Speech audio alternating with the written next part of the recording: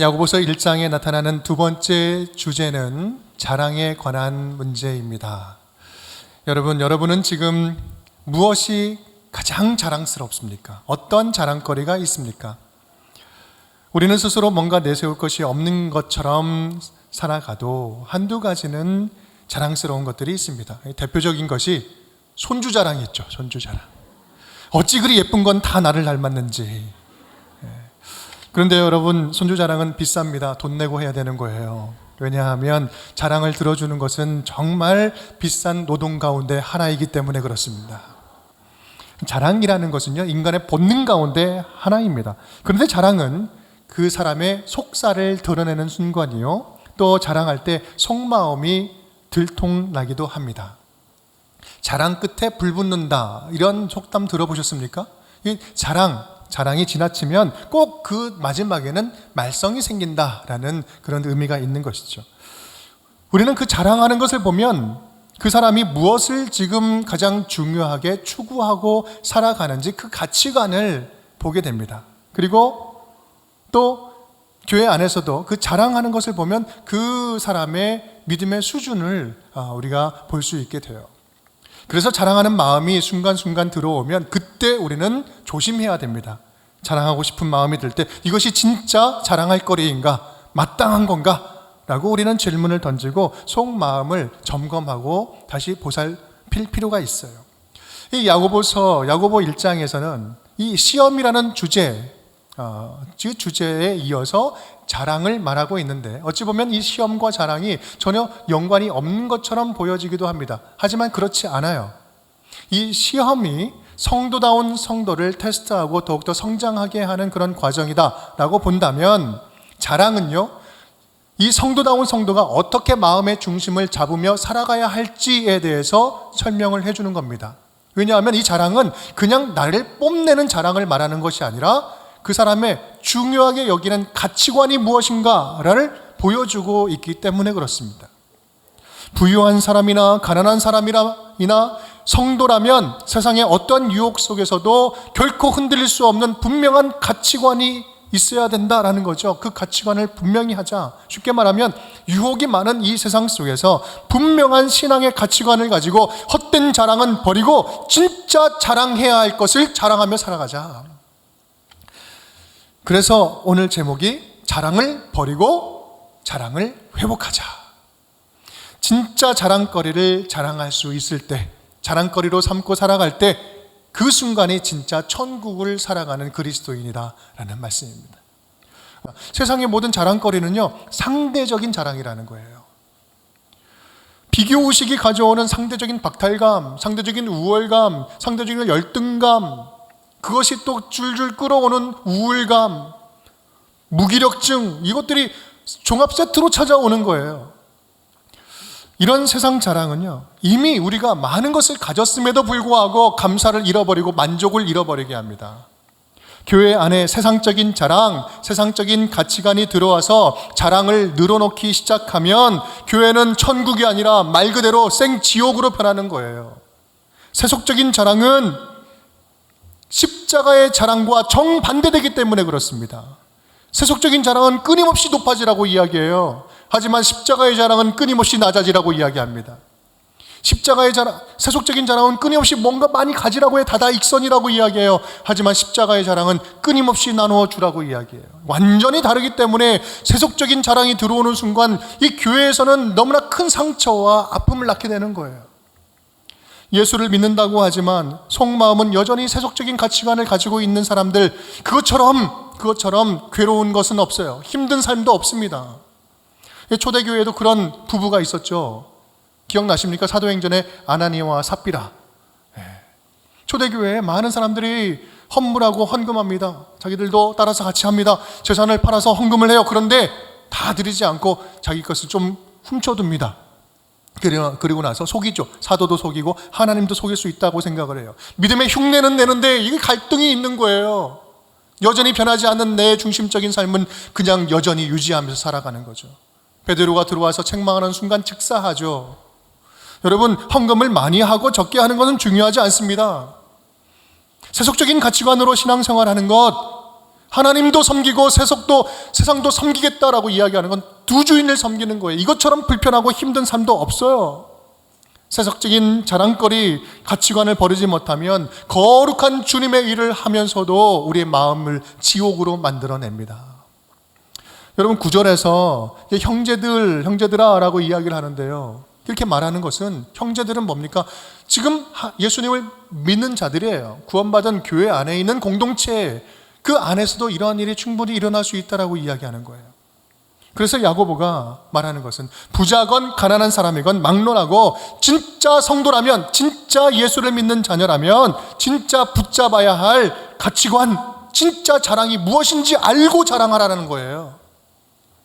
교회 생활을 하다 보면 가끔 이런 경우가 있습니다.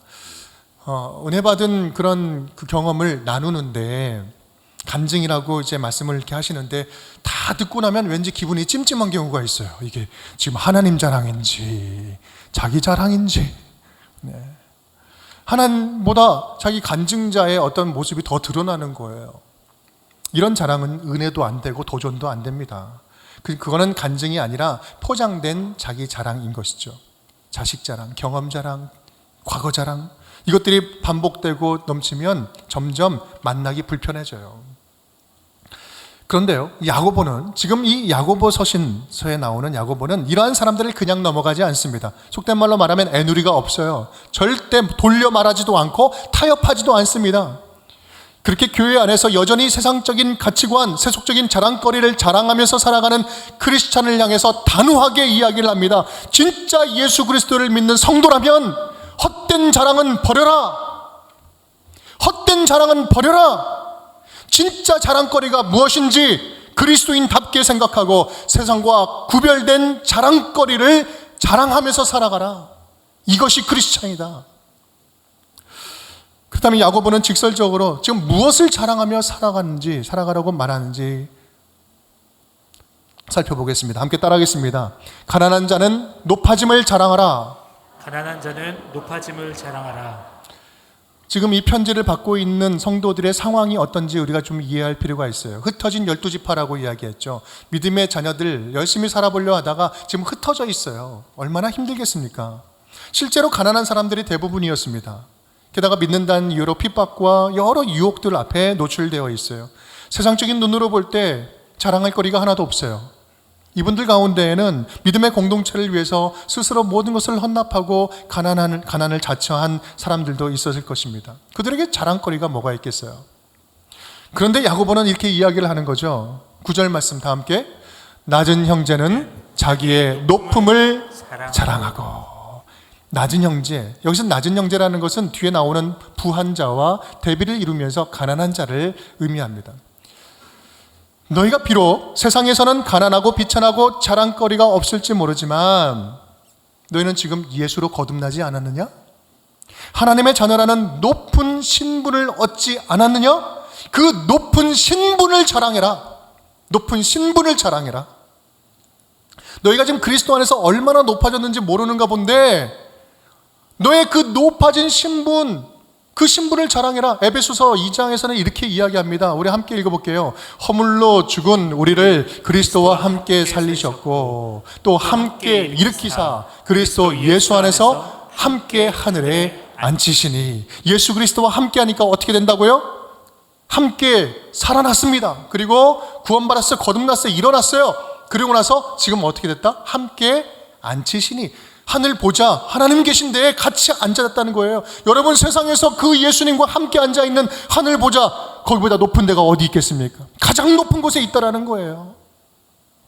가난한 성도들이요, 너희는 비록 가난하지만 어디에 속한 사람이다? 하늘에 속한 사람이다. 하늘에 속한 사람이다. 빌립보서 3장 20절 말씀 이렇게 이야기합니다. 함께 읽겠습니다. 그러나 우리의 시민권은 하늘에 있는지라 거기로부터 구원하는 자 곧 주 예수 그리스도를 기다리노니. 신분이 변화됐다는 거예요. 하늘의 시민권이 있다. 에베소서 2장 19절 말씀.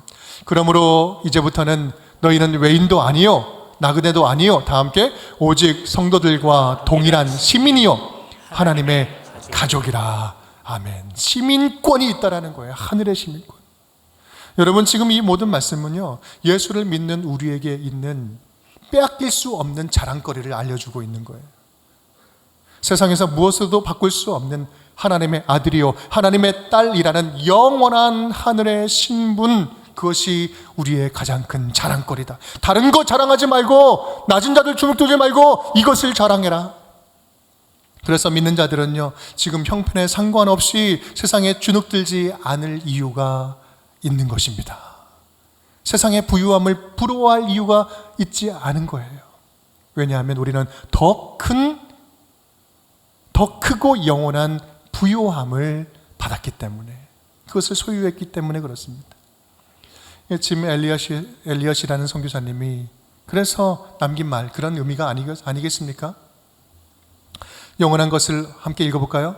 영원한 것을 얻기 위해서 영원하지 않은 것을 버리는 것은 결코 어리석은 것이 아니다.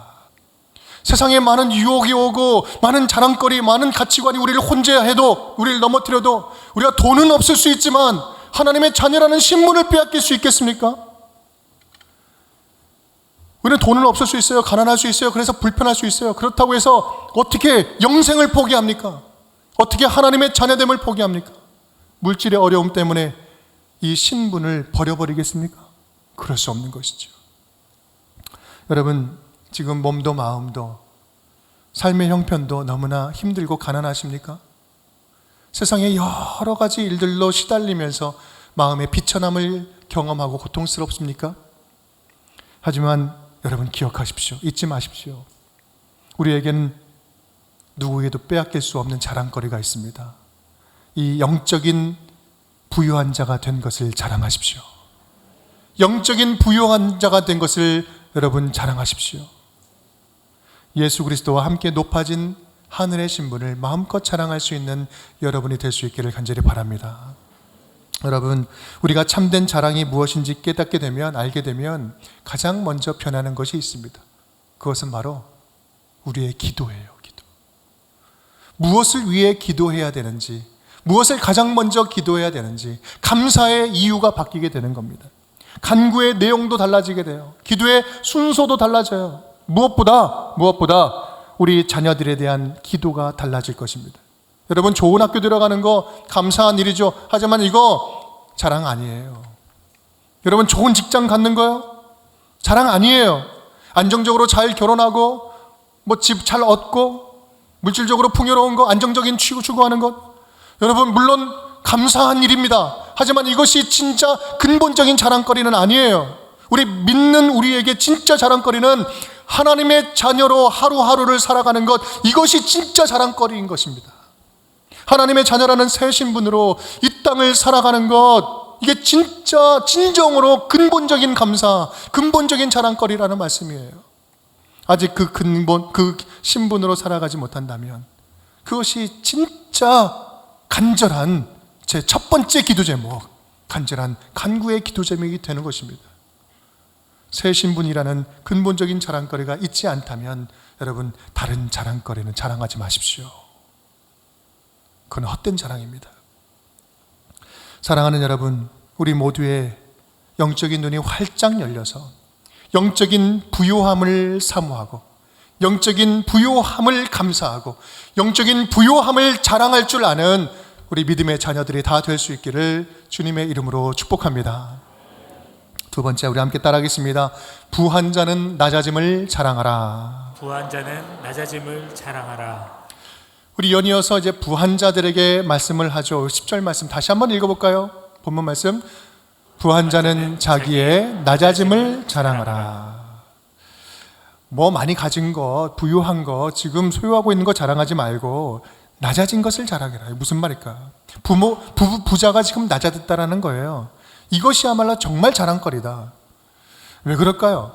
이 세상 자랑, 세상의 가치관에 함몰되어 있는 이 부자는요, 구원받기 힘들기 때문에 그렇습니다. 얼마나 힘든지 예수님께서도 아주 강력한 비유로 말씀하셨죠? 기억나시죠? 우리 마가복음 10장, 낙타가 바늘기로 들어가는 것이 부자가 하나님 나라에 들어가는 것보다 쉬우니라. 이게 무슨 말입니까? 이게 부자가 하늘나라 들어가는 것은요, 힘들다는 말이 아니라 이건 불가능하다라는 이야기예요. 왜냐하면 인간은 스스로 높아지고 교만해지면 결코 스스로 낮아지기 힘든 존재이기 때문에 그렇다. 그만큼 우리는 교만한데 그만큼 교만이 무섭다라는 거예요. 그런데 그 부자가 만약에 예수님을 믿어서 모든 소유권을 주님께 드리고 낮아졌다? 비천해졌다? 이거는 기적이다. 기적과 같은 큰 은혜고, 만약에 그렇다면 진짜 축복이라는 거예요. 여러분, 부자들 많이 계시죠? 여러분, 이 자리에 앉아있는 것이 가장 큰 축복인 줄 믿으시기 바랍니다. 그것을 잘 보여주는 성경의 이야기, 성경의 인물이 있습니다. 예수님께 한 청년이 찾아와요. 그리고 예수님을 따르겠다고 이야기를 하죠. 근데 예수님이 말씀할 때 아주 근심하며 돌아갑니다. 한번 읽어볼까요? 밑줄 친 부분만 함께 읽겠습니다. 가서 내 소유를 팔아 가난한 자들에게 주라. 그 청년이 재물이 많음으로 이 말씀을 듣고 근심하며 가니라. 아멘. 내 소유를 팔아 가난한 자에게 주고 날 따르라 여기 이야기할 때 근심하며 돌아갑니다. 왜요? 재물을 팔 수가 없어요. 자기의 소유를 내려놓고 줄 수 없는 거예요. 부자가 재산을 다 팔고 포기하는 건 불가능한 일이기 때문에. 여기에 또 반대되는 이야기도 또 등장을 합니다. 우리 누가복음 19장을 보면 한 세리장이 등장을 합니다. 세리장 하면 생각나는 인물이 있죠? 삭개오. 삭개오는 예수님을 만난 이후로 자신의 재산 전부를 환원할 것을 선포합니다. 우리 누가복음 19장 8절 말씀 밑줄 친 부분 함께 보겠습니다. 내 소유의 절반을 가난한 자들에게 주겠사오며 만일 누구의 것을 속여 빼앗은 일이 있으면 네 갑절이나 갚겠나이다. 아멘. 예수님을 만난 이후로 삭개오는 완전히 자신의 삶을 변화될 것을 선포해요. 내 소유의 절반을 가난한 사람에게 뚝 떼어서 나눠주겠습니다. 그리고 내가 속여 취한 것이 있으면 4배로 갚겠습니다. 여러분, 이거는 일종의 파산 신청입니다.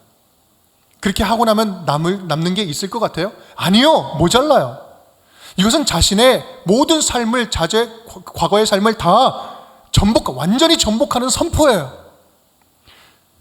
4배로 갚는다? 여러분, 그 세리장이 그냥 벌었습니까? 정직하게 번 돈이 없어요. 그렇다고 본다면 남은 것 4배로 갚는다고 하면 이거는 남아 있을 수가 없는 거죠. 다 드리는 겁니다.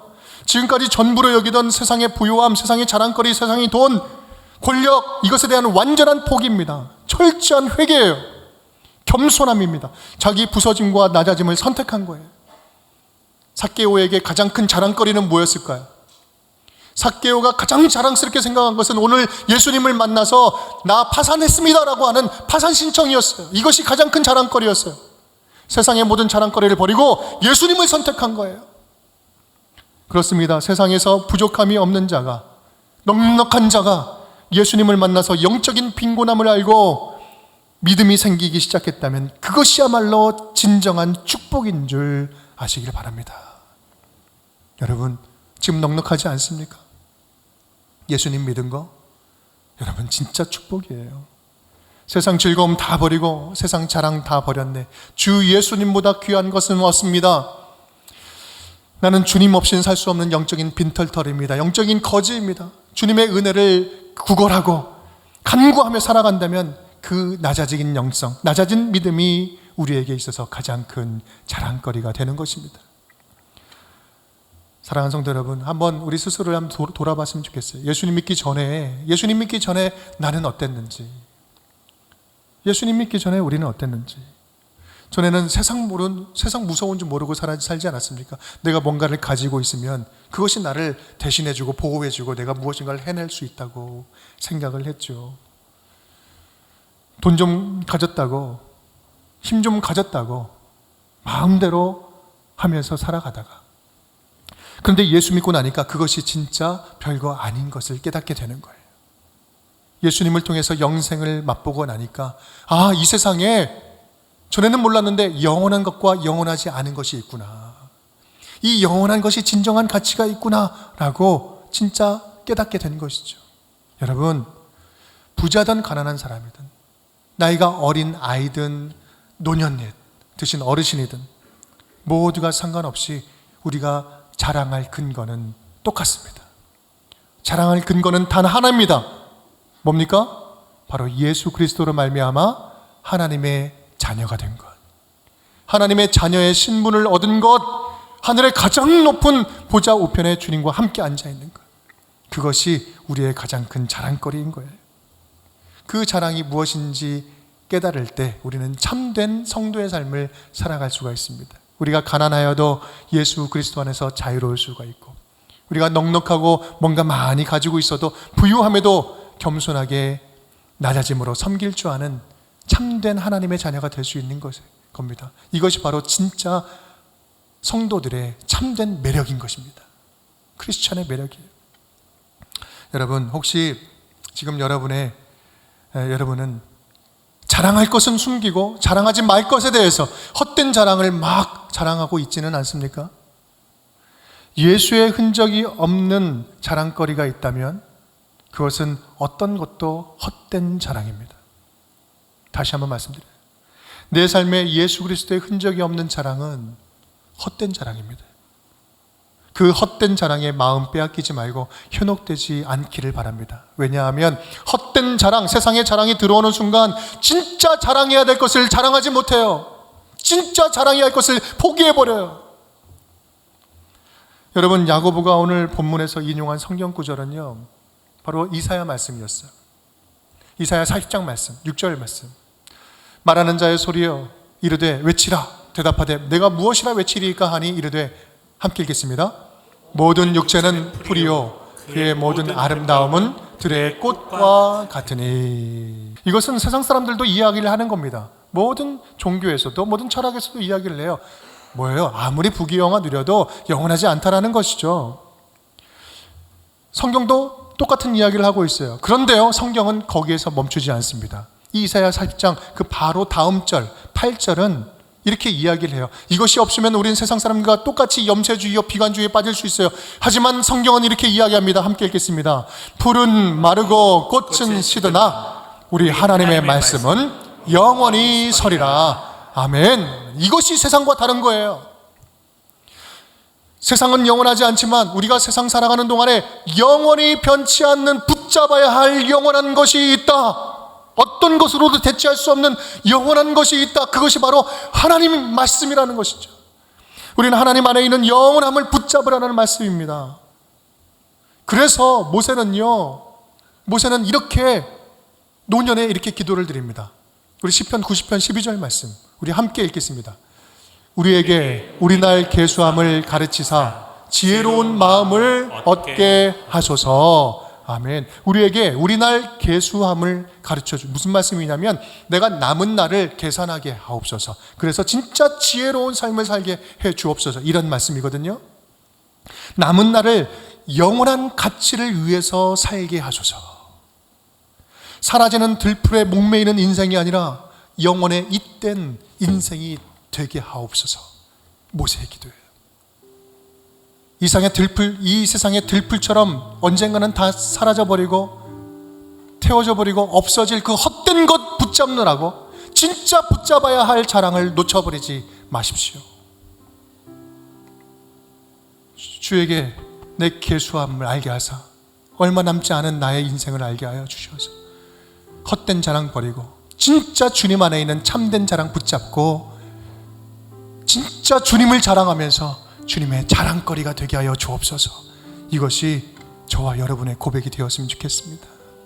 이 세상의 어떤 그 무엇보다도 예수 안에 있는 그 진리, 예수 안에서 내가 하나님의 자녀된 것, 그것을 바꿀 수는 없습니다. 그 자랑거리로 살아가는 저와 여러분, 우리 운정의 모든 가족들이 될 수 있기를 주님의 이름으로 축복합니다.